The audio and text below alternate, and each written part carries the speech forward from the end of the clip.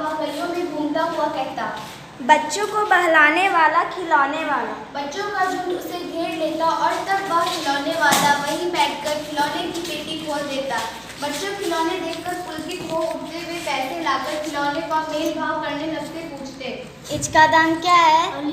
और इसका? खिलौने वाला बच्चों को देखता और उनकी नन्ही नन्ही उंगलियों से पैसे ले लेता और बच्चों की इच्छा अनुसार उन्हें खिलौने दे देता। खिलौने लेकर फिर बच्चे उछलने कूदने लगते और तब फिर खिलौने वाला उसी प्रकार गाकर रहता, बच्चों को बहलाने वाला खिलौने वाला। राय विजय बहादुर के बच्चे भी एक दिन खिलौने लेकर घर आए। वे दोनों थे चुन्नू और मुन्नू। चुन्नू जब खिलौने लेके आया तो बोला, मेला भोला कैसा सुंदर है, और देखो मेला भोला कैसा सुंदर है। दोनों अपने हाथी घोड़े लेकर घर भर में उछलने लगे। इन बच्चों की माँ रोहिणी कुछ देर तक खड़े खड़े उनका खेल निरखते रही। अंत में दोनों बच्चों को बुलाकर ही सोचने लगी, इतने सस्ते कैसे दे गया है तो वही जाने, लेकिन दे तो गया ही है, इतना तो निश्चय है। 6 महीने बाद प्रतिदिन नगर की प्रत्येक गली में उसका मादा मधुर सुनाई पड़ता।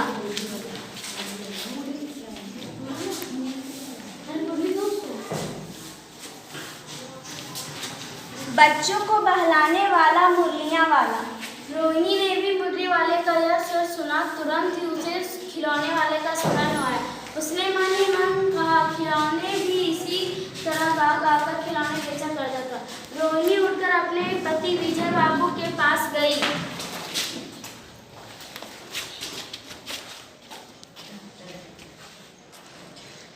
जरा उस मुरली वाले को बुलाओ तो चुन्नू मुन्नू के लिए ले लो। क्या पता यहाँ फिर इधर आए न आए, वे भी जान पड़ता है पार्क में खेलने निकलने पर आका मुरली वाले से बोले, क्यों भाई किस तरह देते हो मुरली? बच्चों का झुंड आ पहुंचा। एक स्वर से सब बोल उठे, हम भी लेंगे मुरली, अब हम भी लेंगे मुरली। मुरली वाला हंस गदगद हो उठा, बोला, सबको देंगे भैया, लेकिन जरा रुको, ठहरो, एक को देने दो। अभी इतनी भी जल्दी हम कहीं लौट थोड़ी ना जाएंगे, बेचने ही तो आए हैं। और इस समय मेरे पास एक नहीं, पूरी 57 मुरलियाँ। हाँ बाबूजी, क्या पूछ रहे? देता तो सबको इसी भाव से, पर मुझ पर उल्टा एहसान लाद रहा है। फिर बोले, तुम लोगों तो झूठ बोलने की आदत होती है, सब तो देते होते 2-2 पैसे में, परेशान तो बोझ मेरे ही ऊपर लाद रहे हो। मुरली वाला एकदम अप्रतिभ हो उठा, बोला, आपको क्या पता बाबूजी इसकी असली लागत क्या है? या तो ग्राहकों का दस्तूर होता है कि दुकानदार चाहे उसे हानि उठाकर चीज़ें क्यों ना बेचे, पर ग्राहक यही समझते हैं कि दुकानदार मुझे लूट रहा है। आप भला काहे को विश्वास करेंगे? लेकिन सच पूछिए तो बाबूजी इसकी असली दाम 2 ही पैसा है। कहीं आप 2 पैसे में ये मूल्य ना पा सकते। मैंने तो पूरी 1000 बनवाई थी, तब मुझे इस भाव पर पड़ी। विजय बाबू बोले, अच्छा मेरे पास ज़्यादा नहीं, जल्दी से 2 ठो निकाल करो। इस तरह मुरली वाले फिर आगे बढ़ गया। इस समय मुरली वाले का छीन स्वर दूसरी निकट की गली में सुनाई पड़ता, बच्चों को बहलाने वाला मुरलियाँ वाला। 8 मास बाद सर्दी के दिन थे। रोहिणी इस समय नीचे की गली में सुनाई पड़ा, सुना, बच्चों को बहलाने वाला मिठाइयाँ वाला। रोहिणी उनके निकट आकर बोली,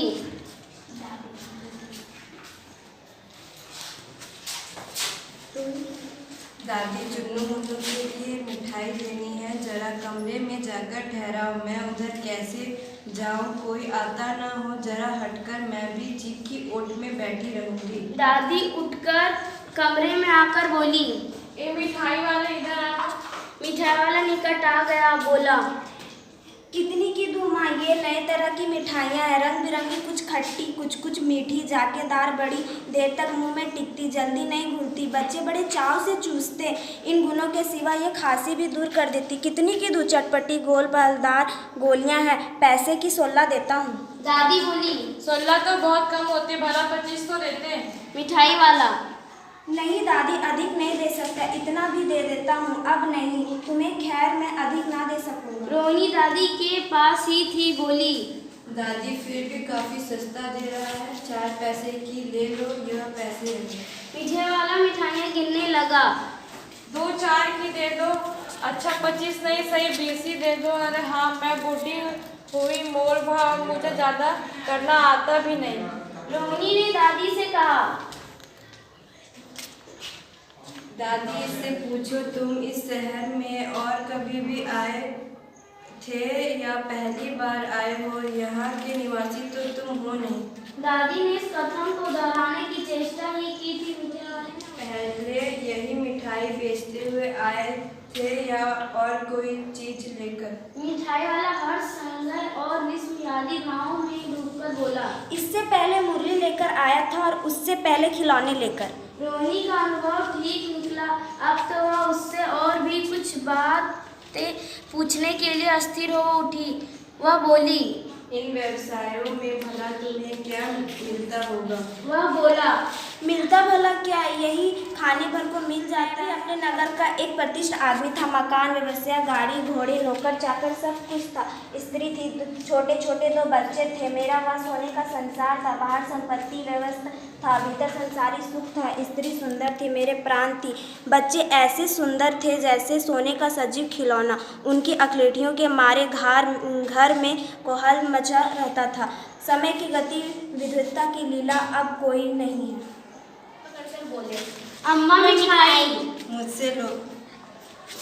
यह कहकर तत्काल कागज की 2 पुड़ियाँ मिठाई से भरी हुई मिठाई वाले ने चुन्नू मुन्नू को दे दी। रोहिणी ने भीतर से पैसे फेंक दिए। मिठाई वाले ने पेटी उठाई और कहा, बच्चों को बहलाने वाला, मिठाइयाँ वाला। तब तक आगे फिर सुनाई पड़ा उसी प्रकार मादक मधुर स्वर में, बच्चों को बहलाने वाला, मिठाइयाँ